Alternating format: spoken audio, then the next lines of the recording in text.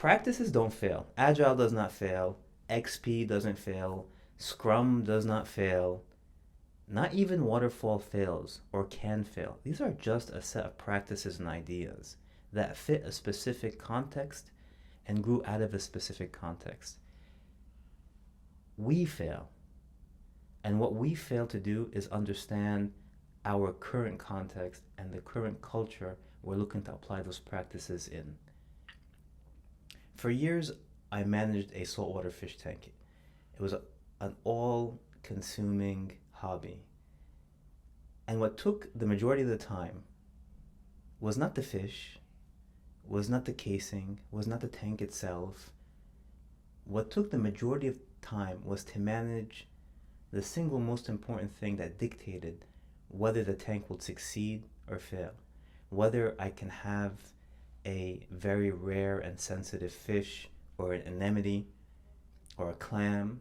That one thing was the one thing I could not see or you cannot see, which is the water. If you want a successful tank that can house the most beautiful fish and really create beauty, it all comes down to managing the thing you cannot see, the water. And cultures and organizations are the same. In order to have a company, an organization that's capable of creating beauty, whether it's in products or in an environment or services, you have to manage the one thing you cannot see, which is culture. That's the point of this video. And there's 3 things I want to cover.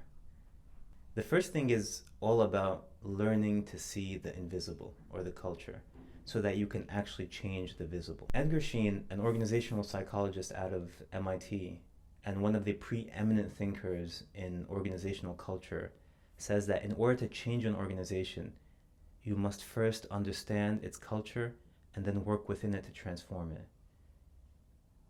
Imagine how many times we introduce practices without first understanding the culture and then saying the practices fail. Let's start by defining culture. My definition is the ingrained behaviors of the organization that grew out of good times and bad. In my experience, it's usually the things that grew out of bad times that manifest itself in the culture. But Deal and Kennedy have a much more succinct definition of culture, which is the way things get done around here. A useful model to think about culture is Edgar Schein's model. And he has a 3-step model, which is basically think of it like a pyramid, which are the artifacts that you see. If you think of a pyramid or an iceberg, what everyone sees. It can be the open office layouts, the innovation lab and hackathons, the Spotify model. These artifacts, or what he calls artifacts, are generally what's copied from company to company.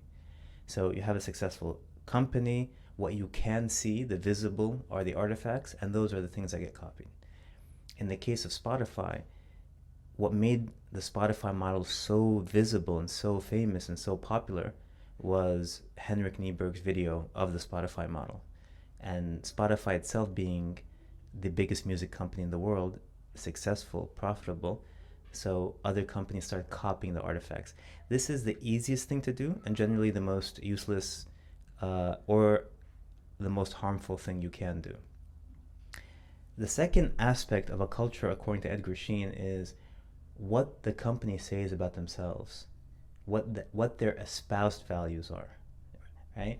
And I found it really fascinating that Enron's espoused values, one of the most unethical companies of the last century, their espoused values are integrity, communication, respect, and excellence. And while they are really excellent at being not very ethical, but other than that, that's their espoused values. But at the base of the pyramid, or really what's below the surface, is what the company believes about itself, the basic assumptions. And this is what's really hard to see, what they actually value. So in the case of Enron, they might say integrity, communication, but what they value above all else is profit at all costs. And it's really fascinating. Companies have their own value systems. And there's like a brief story I want to say here. I have my own personal value systems. And I used to always be at odds with one of the companies I worked for. It just felt wrong. And I felt I needed to bend the values or bend the will of the organizations to meet my own personal value, which is an exercise in futility and stupidity. I am not going to change a 100-year-old company with deep underlying assumptions and values with my values. It's my job to leave. Right? I'm not going to change the values of the company, and I wasn't willing to sacrifice my own values. So, according to Edgar Schein, you have 3 levels, and I think this is a very useful way of thinking about cultures, which is what you can see, what the company or organization says about itself, but genuinely what they believe. And there's another thing here that I'd like to say is that the Agile Manifesto, I mean the actual values part, not the part no one reads, the principles part. The values part, if you forget about the actual 4 values, think about how it starts. Nobody really focuses on that. What they start is, we have come to value. This is the value system of the value statement of those 18 people. But what if their value system and what they have come to value is not in line with what the company that you're looking to install agile values? What if they value something completely different? What if they value the exact opposite? So you're putting a set of frameworks or ideas in a culture that values something completely different. And so it's really important to understand the dissonance between the values that created something and the value in the place that you're trying to put it in. So you really, in order to change it, you need to uncover and understand the basic assumptions, really what the company believes or values, or what I think is the genuine culture of that organization. The next thing I want to cover is something near and dear to my heart, which is this idea of cultural enshittification. So the idea of enshittification comes from Cory Doctorow. He's a writer and a thinker and a generally awesome person.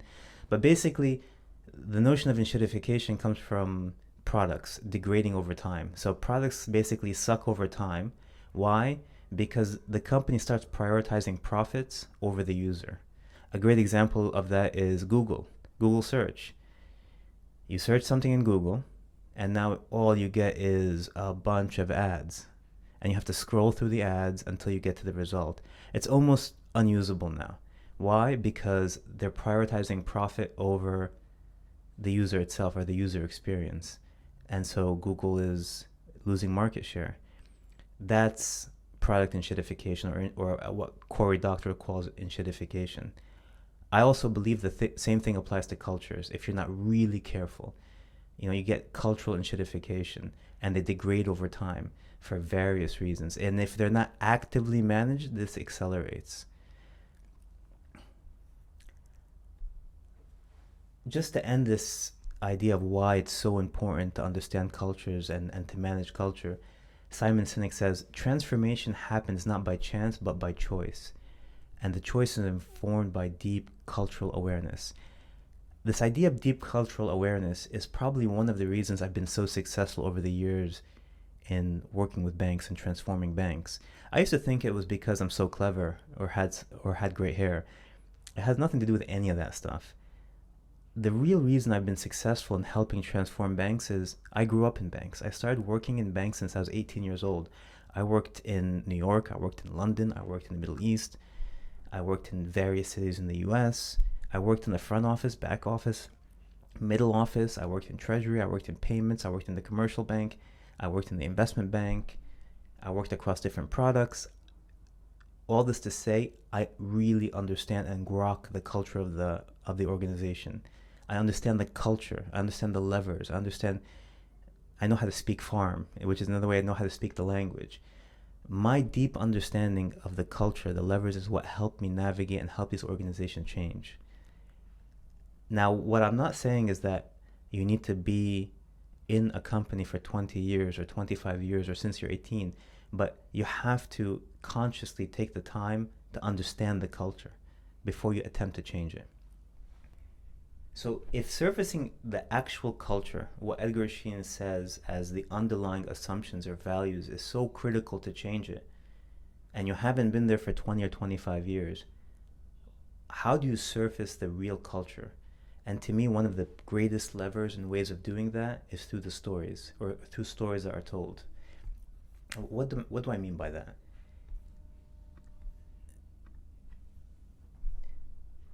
Stories act as a cultural reservoir, carrying values, emotions, and lessons that shape an organizational identity and influence its actions. In other words, stories are the currency of culture. They're what dictate what the culture is, how the culture is transformed, how the culture is transferred from person to person. Think about a new hire. A new hire joins a company. Think about all the stories they hear. So they're given a packet and some welcome information and some videos to watch. And then they hear from people above them in the company, people who have been there for 30 years. What are the stories that person is going to hear? Recently, I was in a company and someone told me a story, which is things never change here. This is where we come to retire. Now, that one story transfers so much information. And imagine that story is told to a new hire. The power of stories are incredible and cannot be understated. Stories are not the only ways to understand the culture, but they're a powerful way to understand the culture. So what are the types of stories that are told? There are generally four.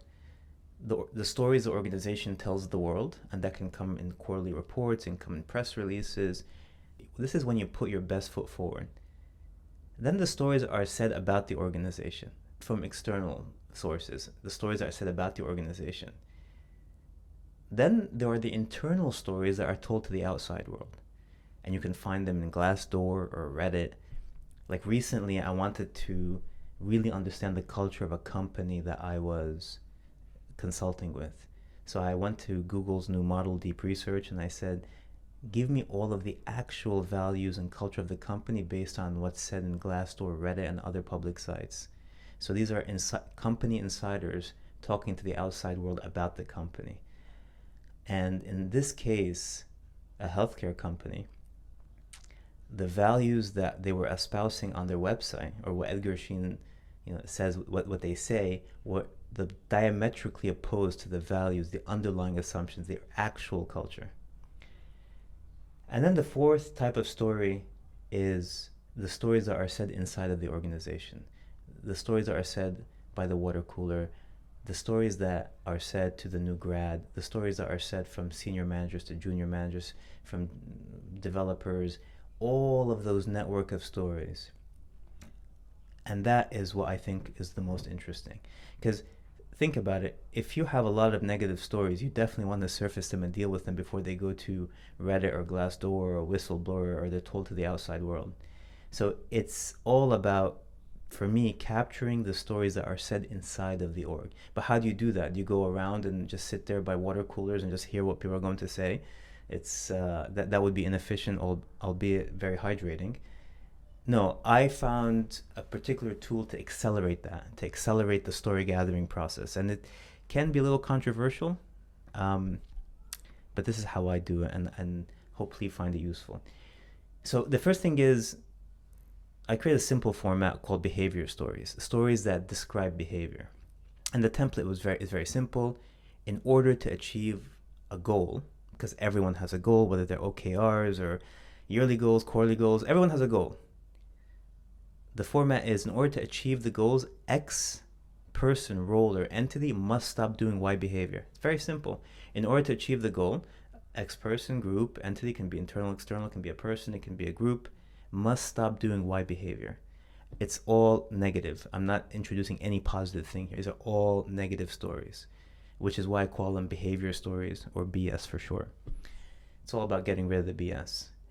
And to accelerate this further, I do this in a workshop setting. So if I'm in a group, or if I'm invited into a division or a company, I will schedule what I call the BS workshop. I'll have all their goals, and I'll have everyone write on a note card, in order to achieve these goals, X person must stop doing Y behavior. Now, there's going to be a lot of stuff coming to your mind. Where I'm not. This whole video is not about BS, and I can talk about it in future videos.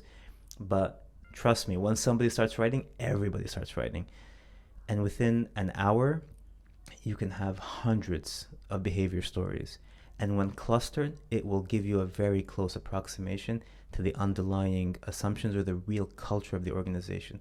I remember doing it in a bank, and after clustering all the information and looking at it, I asked the room, "What do you think?" And someone just said, "I've never seen our actual culture on the wall before."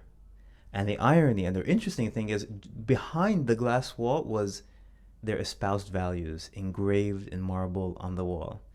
And it was just a poetic and ironic juxtaposition between the reality and what the company tells itself and tells the world. The final thing I want to talk about is the actual change part, the change to the better, the happy ending. You need to change the stories to change the organization. And Brene Brown has a quote that I love, which is, "When we listen and learn from the culture, we build trust and pave the way for true transformation." This quote applies on so many levels and means a lot to me personally in the way I do things.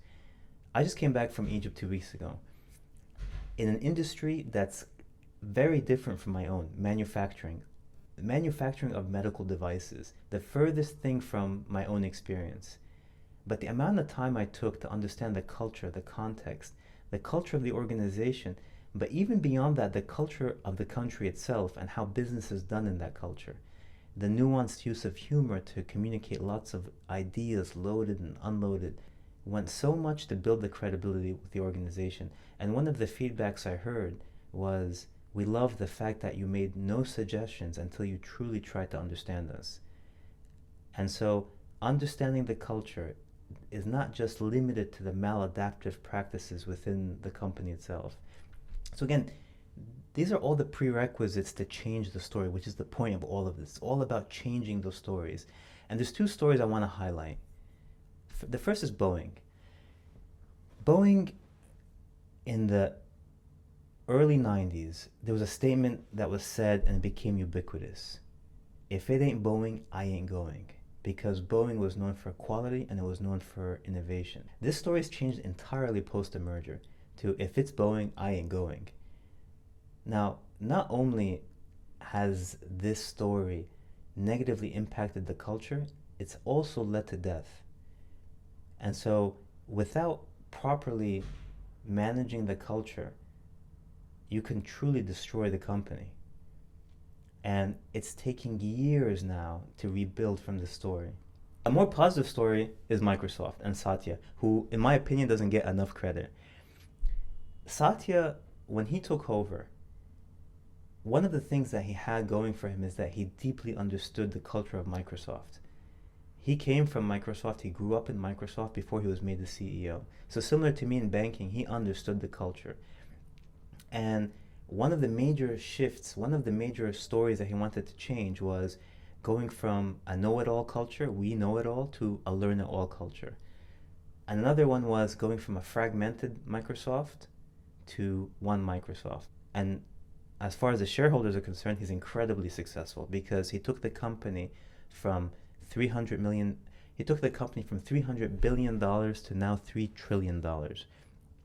It went from a boring has-been company that was on its way to be the new IBM to an interesting and innovative company. Now, this is where the practices actually come in. And notice how I began. Practices don't fail. And notice how I'm ending. I'm ending now with the practices after this entire journey of understanding the culture, understanding the story, understanding how we're trying to shift the stories. Once you fundamentally understand the story you're trying to shift, this is where you apply the practices. You don't begin with them, you actually end with them. So in the case of Satya, he's changed a bunch of things structurally. He's introduced new practices. One of them is abolishing the 360 so that people are not compared against other people. And this was all about changing the story from a fragmented Microsoft to one Microsoft. So again, you almost end with the selection of the practices.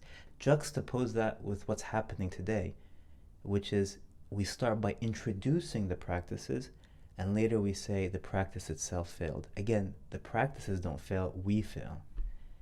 And the final thing, going back to the fish tank, is that all this stuff takes time. Managing the water in the fish tank takes time. Trying to improve the water takes weeks. Trying to solve a problem once the water starts degrading takes weeks, if not months.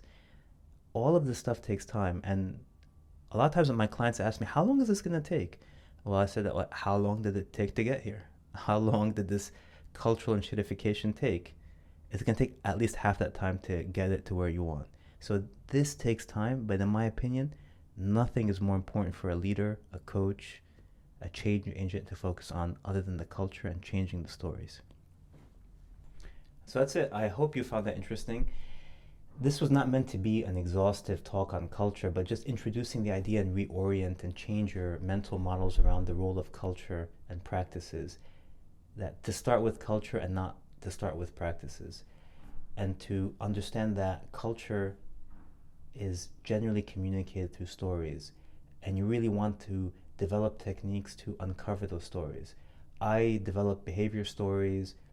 And if you want more information on that, go to my website, zone2consulting.com, and schedule 30 minutes with me if you'd like to talk.